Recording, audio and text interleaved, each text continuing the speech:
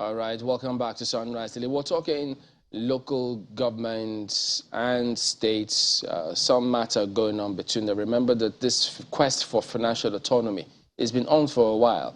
And then there seems to be this back and forth, breakback-like between local government, states, at some point, Attorney General of the Federation, National Assembly, all entwined in that matter. But yesterday there was a meeting and the rally of sorts. So the National Union of Local Government Employees did speak up saying, look, they want this fast-tracked.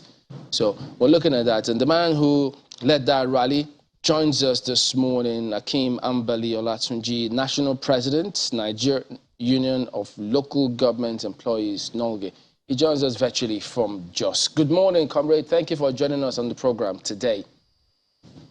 A wonderful morning to you. Let's start off with asking you, all right, now this, as I said, has been going back and forth, but you had that rally yesterday saying that there's need for this to move forward.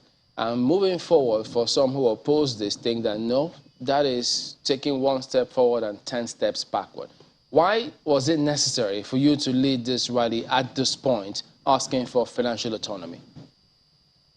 Thank you. Importantly, you know, the bill for passage of local government autonomy, both financial and administrative, has been transmitted to State House Assembly for over 8 months ago. We started with advocacy to the leadership of House of Assembly across the country. We also did sensitization rally across the country to prevail on the House of Assembly and lobby them for quick passage of the bill. But regrettably, as of today, only 20 State House Assembly attended to the bill. And out of that 20, 16 voted in favor of the bill, while the remaining voted against the passage of the bill. But as of today, we realize that there appears to be a conspiracy going on, that the bill should be left unattended to until after election, whereby most of teaming Nigerians who demanded for passage of local government autonomy bill as a panacea for solving myriads of problems confronting Nigeria will have voted. They will have been swindled by their vote, and at the end of the day, the issue will remain static. So, coming from the past experience we had on this issue, we decided that it is time now to come out openly and also visit the various House Assembly that still dragging on the passage of the bill. We also know that it is as a result of continuous pressure by various state governments that are prevailing on the House of Assembly to either abandon the passage or delay it until after election. Because NULGE has come out to mobilize Nigerians to say that any state House of Assembly or any state government that is blocking the passage of this bill is anti-people, and Nigerians should come out and vote against the leadership of that state, either at the State Assembly or as a gubernatorial candidate. Because you know it is time now to solve Nigerian problem. And we cannot continue doing the same thing every time and expect a different result. Nigeria is suffering from so many problems: banditry, kidnapping, and terrorism, and rural boundary as a result of rural migration, because the rural infrastructure at the community level has collapsed. The security network has collapsed. There's no potable water supply there. The basic air facility is now not performing optimally. And when you look at all this, even the primary education is no longer performing optimally as expected. And there is harrowing poverty in the land. And people are denied gainful employment, vocational skill acquisition that used to be provided by the local government level, by local government for the people at the grassroots level. And we have realized that no matter the amount of programs, how beautiful the programs and policies of federal and state government has been construed, it cannot cascade the land, because we have a local government that is no longer functional, that is not performing, and has no longer serving Nigerian as a service center. That's why we said it is time. We should not sit at home. It is time to come out. All Nigerians must also join NULGE in this crusade to free local government from the gulag of debt imposed on it by the various government. Well, certainly a lot of Nigerians would like to see the local government system come back to life. However, there are those who say that it must be done through the right process. They believe that if operating a federal system, we should have the federal government and then the state government. And it is within the purview of the states to recognize or to create as many local governments as needed for them to be able to effectively administer a particular state. What's your take on that? One, there's no hard and fast rule about federalism. Like I said yesterday, in UK, we don't even have the state government as a federal entity, as part of the federating unit. Even Ghana, very close to us here, has a functional local government system and a central government. In Gambia, there's no state government. So there's no hard and fast rule that you must, the federating unit must be federal and state. This lame excuse has been the weak point of negotiation and in convincing Nigeria by state government alone. The normal process, the legitimate process of constitutional amendment has been followed. The National Assembly conducted a referendum, and majority of Nigerians, over 95% of Nigerians who attended the referendum, both at the national level, at the zonal level, at the state level, voted in support of local government autonomy. And we just not wake up one day and get to this point of view. I want you to recollect that between 1979 to 1993, we have a functional local government system. And that was the era that we have a local government that delivered dividends of democracy to Nigerian people. It was because of the Alabama in 1999 constitution that foisted a weak system on Nigeria. And as of today, I also know that millions of Nigerians are not happy with the way Nigeria is passing through this deteriorating situation. And once the foundation is weak, the building will collapse. As of today, Nigeria has become the poverty headquarters of the world. Despite the humongous amount of money realized through crude oil and other taxes. But despite that, it has not rubbed off on development and progress in Nigeria. So for us, we believe that Nigerian constitution is drafted to suit Nigerian purpose. There is similarity in federating states, but it does not mean that you must follow hook, line, and sinker what is applicable in other states. Nigeria is a nation consisting of so many micro nations. We have the John nation, we have the Arewa nation, we have the Yoruba nation, we have so many nations that consist the nation called Nigeria. So for us, we need to have our own democracy that suits our purpose, that will serve Nigerian people. Democracy is the government of the people, by the people, for the people. We must not follow what is not working. We must not continue remaining on the same spot. Yeah, pardon me to just jump in here. There are quite a number of people think, I mean, you know that this matter has also been in court, and the governors are arguing that, yes, it is hard and fast to the extent that Section 4, Subsection 7, Section 7, Sub 6, 162 of the Constitution says that what you're asking for cannot happen. And so when they cite the laws, isn't that outrightly hard and fast? No, they didn't challenge the constitutional amendment in court. What they challenged is the NFIU guidelines.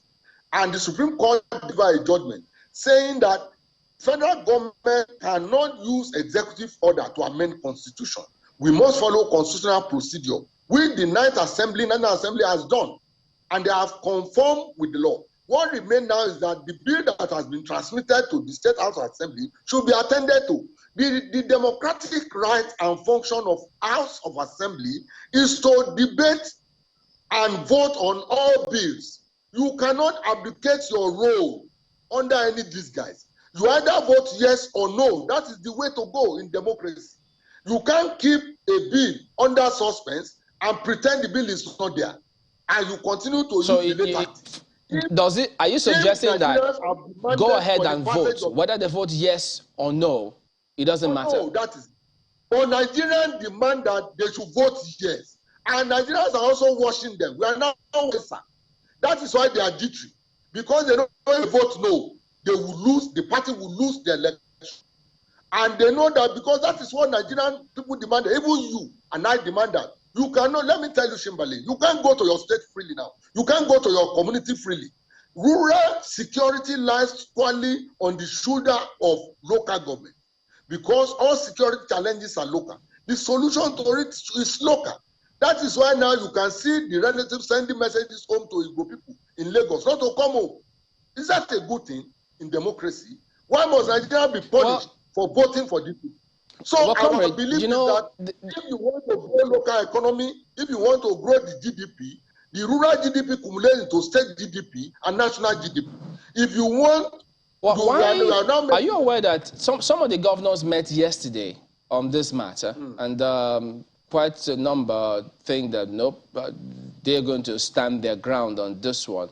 So I'm wondering why you think that the action you held yesterday will attain or get the kind of results that you seek. Let me tell you, every state governor that is blocking passage of that bill is the person that has been hired. If you are not stealing local government fund, if you are not pilfering local government fund that is meant for progressive transformation of local communities, why are you blocking the passage? The law needs to be amended, and they are on a process of amendment. The governor, if the federal government has been behaving this way to state government, seizing their allocation, will state government thrive? You are elected to be state governor, for God's sake, not a chairman of local government. All right, come, just a minute. Let me bring in my colleagues from Lagos. They've also been, at least we've looked at this matter for a while. So, guys, go ahead. Let me begin with something you said earlier, comrade. You said that, you know, the state governments or the houses of assembly are keeping the bills under the table. But I remember, I think it's sometime in October, the chairman of that Constitutional Review Committee and deputy president of the Senate said, you know, made a statement which the Conference of Speakers of State Legislatures of Nigeria responded to. And they made a promise. It said all the state houses of assembly shall ratify the resolutions of the National Assembly in the ongoing constitutional review exercise in no distant time. State houses of assembly are individually empowered by the Constitution to play their roles according to the needs of the people, and that we shall do. So isn't this sufficient assurance for you from the state houses of assembly that they will do the needful in good time? That statement you have quoted is not specific. Our belief is that a good politician must have a political antenna to receive and transmit political impulses between the grassroots and government. If Nigerians demanded for local passage of local government autonomy bill, if the representative really represent their people and they are going to their rural community regularly and their constituency office regularly, they will see harrowing poverty in the faces of their people. They will see the neglect of rural communities. They will see that the rural roads are no longer motorable. They will see insecurity in the land. They will see suffering in the land. They will see hopelessness in the land. A very good politician will immediately prioritize passage of local government autonomy bill. So saying that we will pass it as soon as possible is not specific. Okay. It's not time bound, and you can't rely on that. Well, and again, we are also aware that they are under the influence of the governors. That is why the governors are arbitrary. They are holding clandestine and nocturnal meetings with the speaker. This is the fourth meeting they are holding with the speaker. So essentially you are saying, just to be clear, for those who have suspected this, essentially you are saying that the houses of assembly are not independent enough. They are not man enough by themselves without the agreement of the governors to do what the Constitution tells them to do. If it is obvious, if House of Assembly are really independent, there will be no need to clamor for legislative independence, which is part of the demand of labor, that the legislative arm should be financially administratively independent. You see, if democracy must work in Nigeria, all the three arms of government must be independent of one another. We have also listened to the claims that local government should be under the state. Let me tell you, it is for administrative convenience. It is not for them to siphon local government money. The spirit and letters of Section 162 of 1999 Constitution is clear that there should be a basket through which local government allocation should be deposited. Percentage of the IGR, about 10% should be deposited, and it should be redistributed to the state. It's not that it should be a conduit pipe through which local government allocation are siphoned. The Constitution, if it has been operated properly, this problem will not be here in Nigeria. Okay, well, comrade, we have quite a number of grounds. Just a second. We have quite a number of grounds to cover, but let me just ask you this one before my colleague comes in here. You know that the Ondo State House of Assembly, well, your members in Ondo State, pretty much, what did they do now? Stampeded or, locked down or went to the Ondo State House of Assembly after the Ondo State House of Assembly seemed to have, said no. They were insisting, pretty much going to shut down the place, campaigning in front of the House of Assembly. Now, there are those who are wondering, is that the way to go? Protests at the Houses of Assembly, wouldn't that be antithetical to the objectives? That was exaggerated. Okay. We had intelligence report that day before yesterday, the majority members of our assembly voted for local government autonomy. But the few among them who, because they are not sure of the position of the state government, because the governor was not on ground, decided to cause commotion in the house. And our members decided to go there to attend the debate session to ensure that they witness how the bill is voted. Because day before yesterday, it was inconclusive election. So yesterday, they want to be there to see the honorable representing them. They were so peaceful.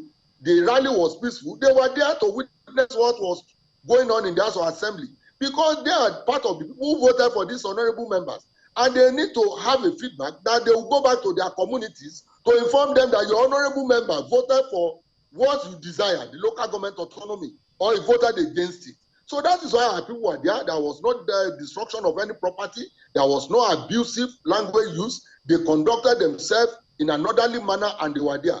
But surprisingly, the House, because of this, maybe because of the crowd they saw, they decided to close down and also adjourn till next year. Comrade, if 16 states have voted for local government autonomy, that's quite a number. And, it negates that view that, all of them are tied to the apron strings of their governor.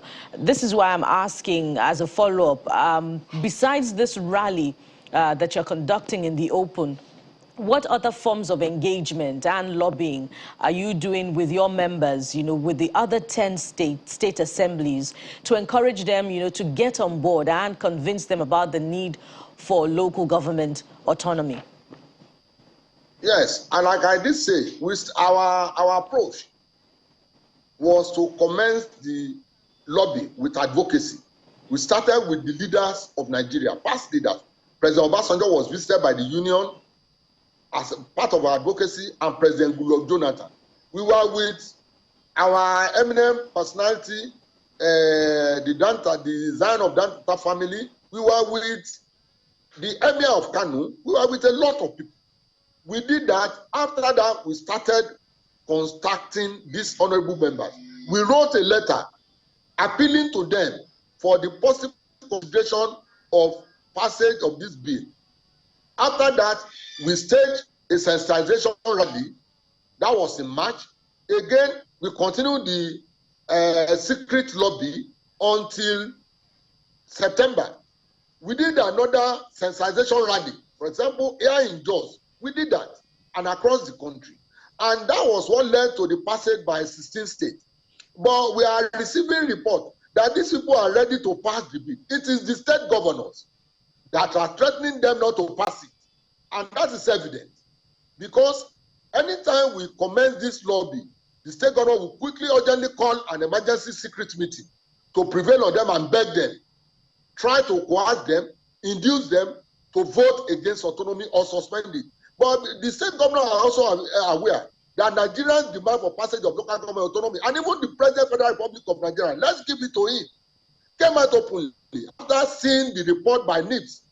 NULGE was at NIPS, But they studied the problem bedeving the nation. They realized that the major solution to resolving this problem is giving autonomy to local government. They submitted a report, Cost 44 of NIPS, submitted a report to President. And President looked at it and he was angered by saying that those who are blocking local government autonomy are thieves. They are the one promoting poverty in the land, which is clear, a clear statement. I'd like to follow up by asking what options are open to you for those outstanding states. But this is just as critical, Comrade Ambali.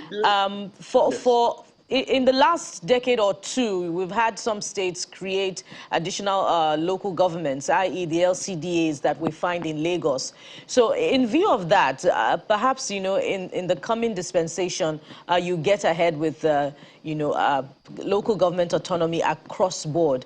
How easy will it be, you know, for administration where you have these additional LCDAs in picture, especially in terms of finances? Yes, the position paper of union is clear. We submitted a position paper during the referendum. We are not advanced to creating additional local government because the population is not static. There is continuous growth in our population dynamics in Nigeria. And we also realize that we need additional local government. But let us standardize the procedure of creating local government. One, we recommended to the National Assembly that any community that has a population of 500,000 or thereabout should be considered as a local government, not even LCDA. We should also have just a second. Comrade, the question my colleague has asked you hasn't really been answered. How will the local government and local council development authorities work together? But I guess we'll keep that question for some other time because we are completely out of time now. Olatunji Ambali is National President, Nigeria Union of Local Government Employees, joined us virtually from Jos. Thank you so much for your time this morning. Thank you. Creation of local government is fundamental right of Nigeria. Okay. We believe in it, but it must be standardized. Okay. That is the answer to the question. Thank you. So we're back after now to take on another issue. Please stay with us.